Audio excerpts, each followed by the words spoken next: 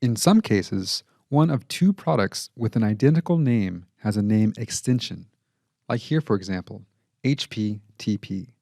This is the same product, but available with two different thermal pastes applied, and therefore with different thermal properties.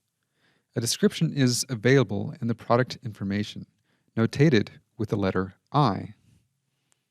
Here, you can find some additional product information, such as case properties, the circuit diagram of the product, and an explanation of the name extension, as this product comes with pre-applied high-performance thermal paste. Selecting one product by clicking on it, we see a couple changes. First of all, the next design step, cooling, becomes blue and is now active. Additionally, for registered users, a small gear icon becomes visible. By clicking on the gear icon, the Additional Product Settings pop-up window opens with electrical and thermal device properties. At the top, you can choose between typical and maximum values of the forward characteristic.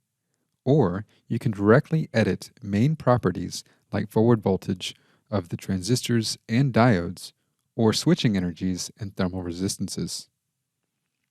Numbers in white fields can be edited, and information in gray fields are for reference. If, for example, you want to switch the device with a nominal gate resistor of 2 ohms rather than 1.3 ohms, you can change it here. This causes the E-on of the IGBT to change from 23 to 27.3 millijoules, and ERR of the diode from 18 to 15.4 millijoules. The cells with changed values become dark blue. SemiSel uses characteristics to describe device properties.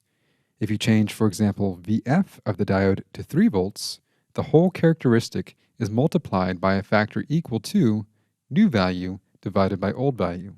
Confirm your input with the Submit button. After a product is selected, we can then specify the cooling conditions.